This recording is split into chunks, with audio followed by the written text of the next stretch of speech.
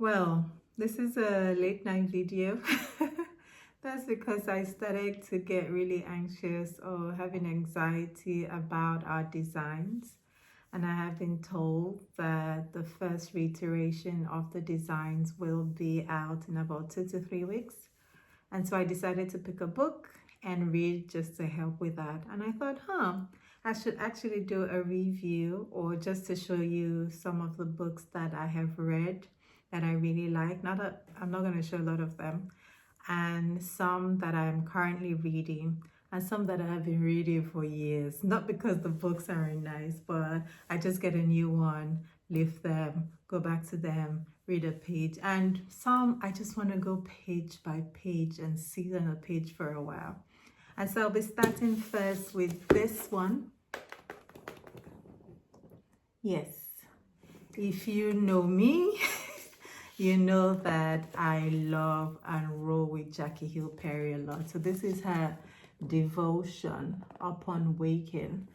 And one thing I really like about this devotion is that it's not like the fluff kind of devotion where it would just be like wake up, smell the coffee, open the windows, this, those kind of devotions. No, this one really goes deep.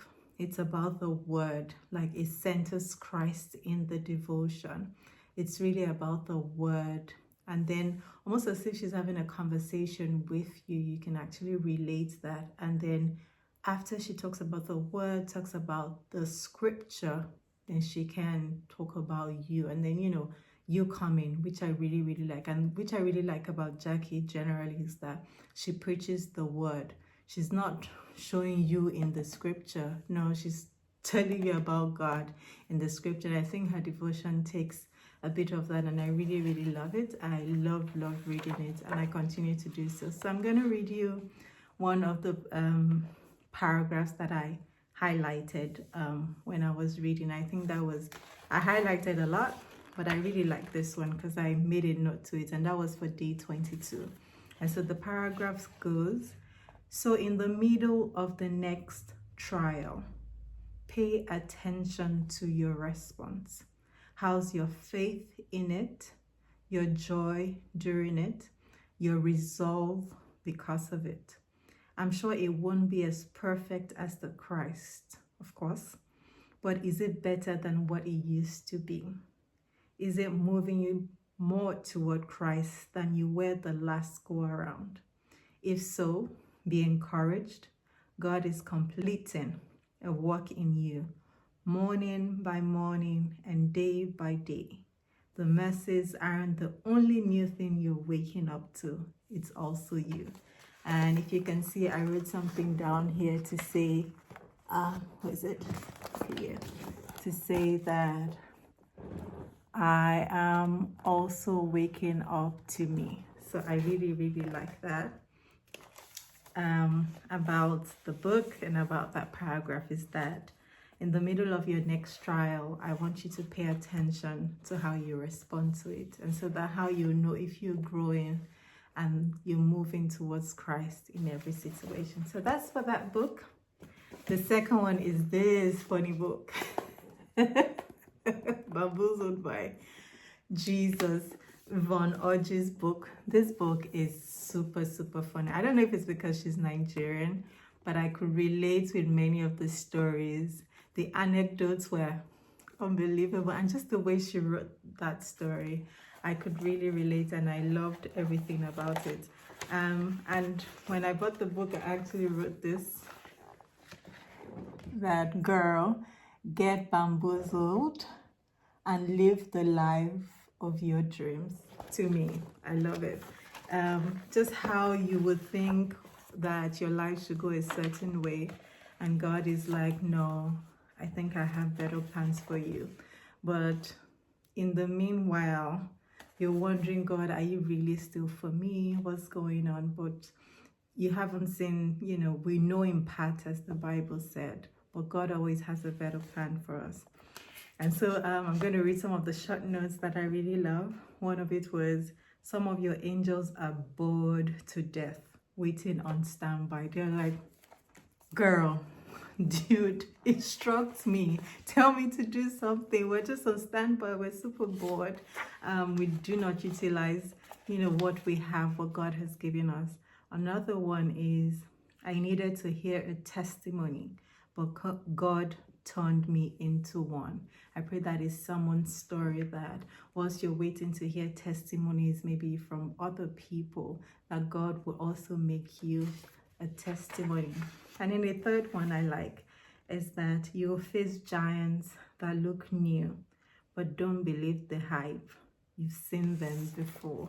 You have seen this. Don't believe the hype. God has fought these battles for you before, and he will do so again. So just continue to trust in God. The third book is this Lisa Teka's book, and it says You're Going to Make It. This book, number one, I always love Lisa's books because of the hardcover. I just love the way they look. Anytime I say Lisa's book, I always know I love the way they look. And I love this book because it's got a lot of pictures. And if you know Lisa's story, a journey filled with broken trust and betrayal. She went through broken trust and betrayal in her marriage for many, many years. You understand that she didn't just write You're Going to Make It because it was a fancy title. She wrote it because she understands what it means about trying to make it, and where she is now, looking back at what had happened with her marriage, she can see that yes, you're really going to make it. And there's a line, one of the things that I like, I think it was one of the days, is that when you're doubting that am I truly going to make it? Is God for me? Does God even see me? Is it truly Elroy like everyone says? She says, a statement to remember as I walk into today is that doubt is an invitation to start looking for the Lord with even more intentionality, because you will find him in every doubt that you face. Yes, so now to the books I am currently reading. I'm currently reading 2 books. And the first is this Dr. Anita Phillips, The Garden Within. This one, you can see. And this is one of the books that I take my time to actually read because there's a lot of depth in the book. There's a lot of note-taking. There's a lot of highlighting, in it, because you really have, it's not something I want to rush over because there's a lot. Because Dr. Anita is also a therapist. And so she's not only speaking, from that spiritual angle, but, as a therapist as well. And so you really want to just listen to what she has to say. And it's funny, as I was going through the book today, I realized that I had actually highlighted a verse that was in my last video. So this is also another confirmation for me. And that's Genesis 1:26, when I was talking about, God's kind clothing. And if you see, I mark that. You can see Genesis 1:26, that. And I'm just going to read what I underlined, because when I read it again today, when I opened the book, I'm like, I'm going to sit with this as well for a while because it's so profound. It says in Genesis 1:26, God said, let us make man. We're created in the likeness of our triune God. And it says the fall broke us. But that likeness, the likeness that we've been created in, is so deeply embedded in us. We could only break into 3 pieces. That's so profound, right? I am going to even take time to sit with that a bit and just, let that marinate. The second book I'm currently reading, is this book by Stephanie Okafor. I listen to Stephanie a lot. She is very grounded in the word, and just you would know that she's not just exegeting out of no context. You know that this is someone that has sat with the word. So I definitely love anything she says, and of course the book about the power of your dreams. And this is just you understanding how God speaks to you even whilst you sleep, and the importance of making sure that you feed your soul and your spirit with the right things before you go to bed and even when you wake up, so that you can hear, you can be still, because in our dreams is another way that God continues to speak to us. Still reading this book, but there's a paragraph that I highlighted, and my next video, actually not even this one, was supposed to talk about idols.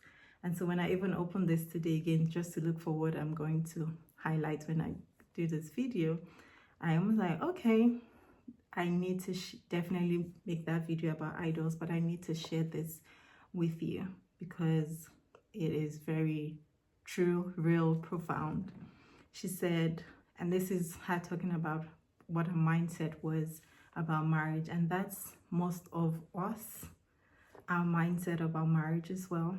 And she said, my mindset about marriage was unhealthy. I was pursuing it out of pressure, and God would not speak into something that had become an idol in my life. Idols are problematic because they can often become the reflection of our worth and identity. And when they are taken away, life can lose its meaning. Only God is worthy of such weight in our lives.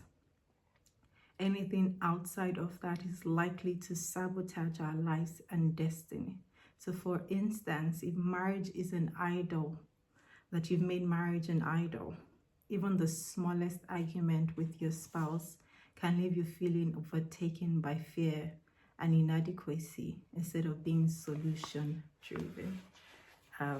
That explains itself. But again, as I said, my next video is going to be about idols, and we can, deep dive into what that means. Now to the ultimate book that comes highly recommended, and I think you should feed on every day, is the good book. The good book, the Bible.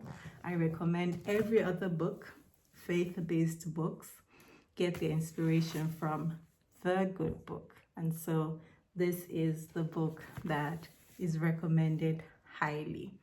And I heard Pastor Nath say something on Sunday, and I think he said he heard Apostle Selman preach about it as well. And I'm going to read it because, again, profound. And that is from Joshua chapter 1, verse 8. Joshua chapter 1, verse 8. It says, the book of the law shall not depart from my mouth, but you shall meditate, underline meditate, highlight it, draw a smiley, anything you do to a word that jumps at you. Meditate in it day and night, that you may observe to do. Observe is another word. Highlight it, underline it, draw a smiley, a flower, anything nice. You may observe to do according to all that is written in it. Pause. So you can see that first there is a meditating that has to happen. So what's the meditating? Is that you chew on it, you sit with it, you let it marinate. So there's a meditating that has to happen. And he says, when you meditate it on that word day and night, that is when you can observe to do according to what it says. That it means that you cannot do what it says unless you have already meditated. And let's see what the concordance speaks to about observing a word. So if you look at the concordance about observe, can you see it? Yeah. So that's the concordance about observe. It says that to keep, to have charge of, to be a watchman for, to wait, to treasure up, to keep, to celebrate, to protect, to preserve. So it is only when you have meditated on a word and it's part of you that you can retain it, you can keep it, you can watch over it, you can reserve it. And that's the only way you can understand the word or do according to what it has said, is after you meditate. Let's see what the B part says. And the B part says, for then you will make your way prosperous. For then you will make your way prosperous. Not the part didn't say, for then God will, or for then the angels will, or for then Jesus will. It says you will make your way prosperous. How? Once you meditate on it, observe to do the things that the word says you should do, it is a given. Your ways are already going to be prosperous because you have done exactly what it is you're supposed to do. You've meditated, you've observed, that means you've kept the word, you've treasured it, you've retained it, you've walked according to what you're supposed to walk. It's a given. Your ways are just going to be prosperous. You have done that. You have meditated. You have observed. For sure, your ways are going to be prosperous. And it says then that, and then you will have good success. Not success. It qualifies the kind of success that you got. It's just like saying you're healed and you're made whole. We know that being whole means that it was as if you were never sick. And that's how I kind of related to this, is that it's not just the success, the epileptic kind. No, you're going to have good success. It's the success that will be known, success that will be tangible, success that will continue to evolve from one level of success to another. And so this is my charge and my encouragement to you, that read books. Make sure that you kind of have a book for every season that you're in, whether it's funny, whether it's light, whether it's a devotion, but make sure that the Bible is like your ultimate go-to. It's your ultimate go-to.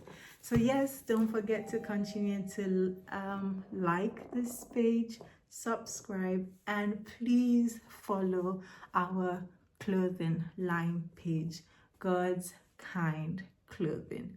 God's Kind Clothing on Instagram.